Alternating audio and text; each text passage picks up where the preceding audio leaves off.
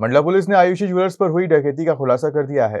Police ने 8 आरोपियों को गिरफ्तार कर लिया जबकि 6 की तलाश जारी है। मंडला में 20 नवंबर को हुई आयुषी ज्वेलर्स डकैती और दुकान संचालक पर फायरिंग के सनसनीखेज मामले का पुलिस ने बड़ा खुलासा कर दिया है। पुलिस ने 14 सदस्यीय गैंग में से 8 आरोपियों को गिरफ्तार कर लिया है जबकि 6 अब भी फरार हैं। डकैती के दौरान विरोध करने पर बदमाशों ने संचालक आयुष सोनी को गोली मारकर गंभीर रूप से घायल कर दिया था, जिन्हें तत्काल जिला अस्पताल में भर्ती कराया गया। पुलिस ने 200 से अधिक सीसीटीवी फुटेज खंगाले। तकनीकी जांच और लोकेशन ट्रेसिंग के आधार पर आरोपियों को बिहार, इंदौर, रायसेन, बड़वानी और मंडला से गिरफ्तार किया।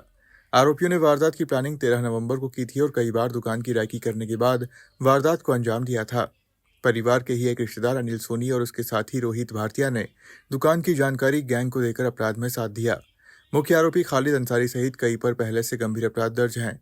पुलिस ने हथियार और चोरी का माल बरामद कर लिया है और शेष फरार आरोपियों की तलाश में लगातार दबिश दी जा रही है। कटरा रोड पर है, वहां पर 4 लोगों के द्वारा गोली चलाने की घटना और जेवरात लूटने की सूचना आई थी, जिसमें डायल 112 की टीम ने तत्काल पहुंच के घायल को अस्पताल पहुंचाया जो अभी स्वस्थ है।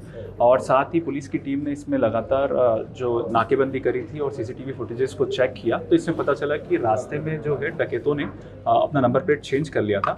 पुलिस की टीम ने लगातार इसमें ट्रेल बनाई और पता चला कि इसमें बिहार के 3 दुर्दांत अपराधी, जिसमें खालिद अंसारी, शशि कुमार और कृष्ण कुमार, जिनके ऊपर 5-6 अपराध प्रत्येक पर दर्ज है और इन लोगों ने यहाँ आकर घटना को कारित किया है। इन 3 लोगों को मुजफ्फर पुलिस के सहयोग से पकड़ा गया और साथ में फिर जब वापस ट्रेल बनाने का किया गया तो इसमें इंदौर, रायसेन, देवास और अन्य जगहों के भी अब आरोपी आइडेंटिफाई हुए हैं। साथ ही इसमें मंडला का भी एक स्थानीय व्यक्ति जो कि ज्वेलर्स का कजिन है और एक और व्यक्ति जिन्होंने ये इनपुट दिया था आरोपियों को, उनको भी गिरफ्तार किया गया है। इस तरह से 8 लोगों को भी गिरफ्तार किया गया है और 6 और लोगों को आइडेंटिफाई किया गया है।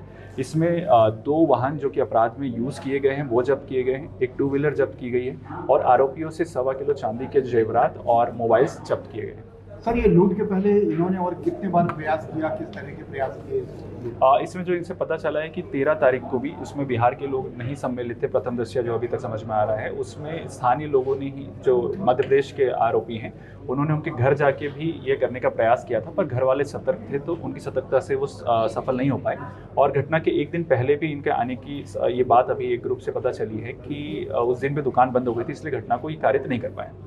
सर, कितना माल लूटने की बात इन्हें स्वीकार की? इसमें इनके द्वारा जो बताया गया है वो मशरूम का कम बताया गया है, लेकिन जो फरियादी ने बताया है लगभग 30 से 35 लाख के जेवरात हैं, जिसमें से 1.25 किलो चांदी के जेवरात पुलिस ने जब्त किए हैं। सर, ये जब ट्रैक करते थे तो मोबाइल वगैरह बंद करके क्या है ये सर? हाँ, इसमें इन्होंने काफ़ी, चूँकि ये गैंगस्टर पुराने हैं और इन लोगों ने कई जगहों पर अपराध किया है, इसके लिए ये अपना मोबाइल सब बंद करके आते थे, इसलिए पुलिस को कोई टेक्निकल एविडेंस नहीं मिला।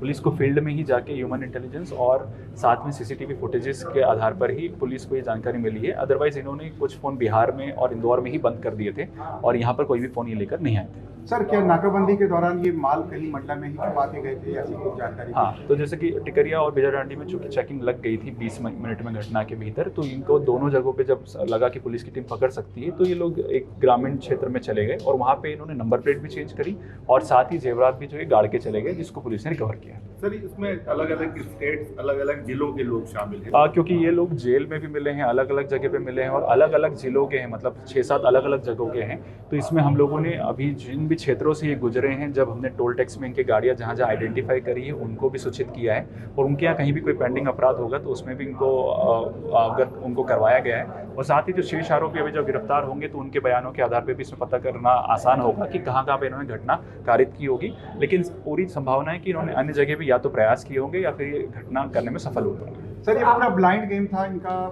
अपन कैसे? कि बिहार में भी पुलिस की टीम 7 दिवस रही और अन्य जगहों पर भी अभी भी टीम्स बाहर हैं, तो लगातार 12 दिनों से ऑन फील्ड हर थाने की टीम लगी, हर चौकी की टीम लगी, जो भी लोग गए उनसे पूछा और सीसीटीवी के फुटेज से हमने ट्रेल बनाई जिससे कि हम इसमें आइडेंटिफाई कर पाए।